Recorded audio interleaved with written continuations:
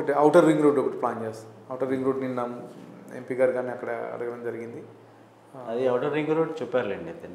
Outer ring road వస్తే ఏవైతే ఈ వెహికల్స్ ఏమన్నా ట్రాన్స్పోర్టేషన్ వెహికల్స్ ఇవన్నీ టౌన్లోకి రాకుండా అయిపోతాయి, మొత్తం ఔటర్లోనే వెళ్ళిపోతూ ఉంటాయి. కాబట్టి అది కొద్దిగా అంటే ప్లాన్ చేస్తూ ఉన్నాం ట్రాఫిక్ తగ్గించడానికి. ఈ పంచాయతీలు కానీ ఏవైతే 4 పంచాయతీలు ఉన్నాయో అవి కానీ స్మార్ట్ సిటీ వైపు మేము తీసుకెళ్తాను. దాంట్లో 4 పంచాయతీలు కలిపేసి ఆ పంచాయతీలకు సంబంధించిన రోడ్స్ కానీ ఇవన్నీ కొద్దిగా వైండింగ్ చేసేసి ట్రాఫిక్ సమస్య అయితే ఖచ్చితంగా ఉంది, తీరుస్తామని చెప్పేసి తీర్చేగల నమ్మకం అయితే ఉందని చెప్పేసి అనుకుంటున్నాను. గురువు, మీ రాజకీయ గురువు సపోర్ట్ ఎలా ఉందండి? గారు సునీతమ్మక్క ఎప్పుడు నా తమ్ముడే అని చెప్తూ ఉంటుంది. ఖచ్చితంగా నాకు అక్క దగ్గర నుంచి ఎప్పుడు సపోర్టే ఉంటుంది. అక్క ఒక్కటే కాదు, జిల్లా నాయకులందరి దగ్గర నుంచి నేను అందరి దగ్గర సపోర్ట్ తీసుకుంటాను.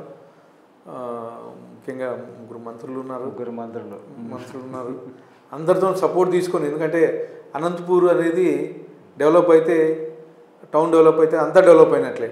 ఎందుకంటే అంతా ఆల్మోస్ట్ వాళ్ళు ఇక్కడే ఉన్నారు.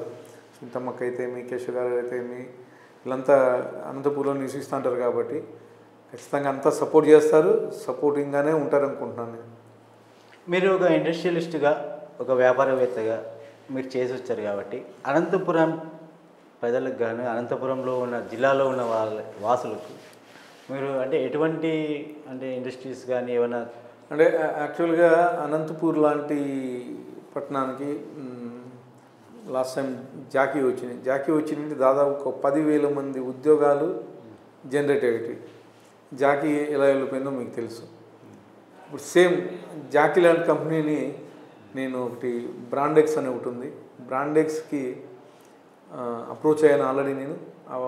బ్రాండెక్స్ అనే కంపెనీ వచ్చింది అనుకోండి, అగైన్ మళ్ళా దాదాపు ఒక 10,000 మంది ఉద్యోగాలు, ముఖ్యంగా మహిళలకి. అనంతపూర్లో నేను చూసిన దాంట్లో మహిళలకి ఏమీ ఇక్కడ ఉపాధి అనేది దొరకట్లేదు.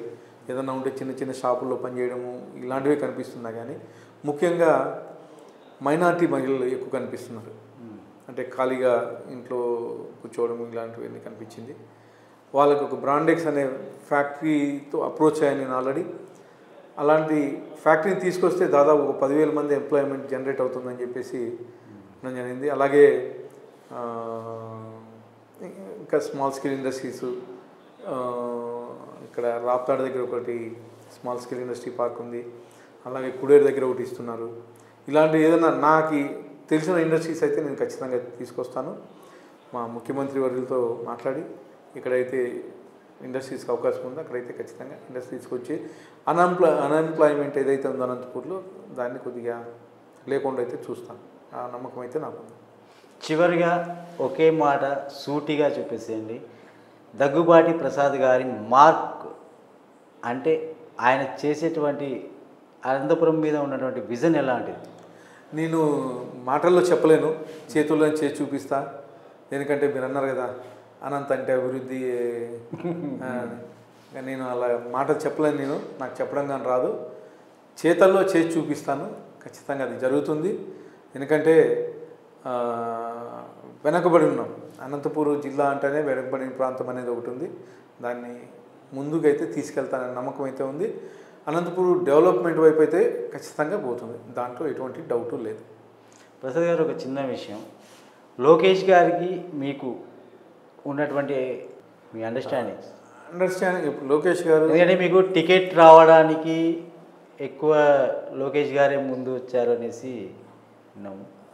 రకరకాలుగా మాట్లాడుకోవచ్చు. లోకేష్ గారు అంటే నాకు చాలా అభిమానం.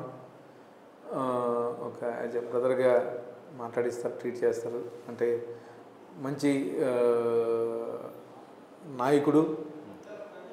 అంటే విజన్ సేమ్ చంద్రబాబు సార్ అడుగుజాడల్లో నడుస్తారు.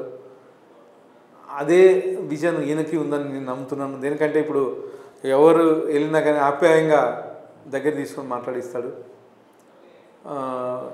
నాయకుడికి అంతకన్నా కార్యకర్తలకి అంతకన్నా కావాల్సింది ఏముందండి? ఇంకా అది ఉన్నారు కాబట్టి ఈరోజు మేము అంటే దేనికైనా రెడీ అన్నట్ల వర్క్ చేసుకుంటూ వెళ్ళిపోతున్నాం. అంతే అంటారు. బాగా క్లోజ్ అంటున్నారు మీకు, అందుకని.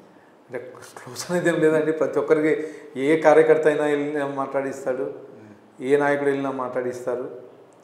అంటే అందరినీ కలుపుకొని వెళ్తాడు, అంతేగాని క్లోజు ఇలాంటి. అంటే మీకు టికెట్ విషయంలో చాలా డెఫినెట్గా దాంట్లో అంటే టికెట్ విషయంలో సపోర్ట్ చేయడం అంటే కొత్త వాళ్ళకి అవకాశం కల్పించాలి, నెక్స్ట్ జనరేషన్ తీసుకొని రావాలి అనే దాంట్లో నాకు ఒక్కనికే కదా, దాదాపు ఇప్పుడు అసెంబ్లీలో కూర్చుంటే 88 మంది ఫస్ట్ టైం ఎమ్మెల్యేలు ఉన్నాం. అన్ని చోట్ల కొత్త వాళ్ళకి అవకాశం కల్పించారు.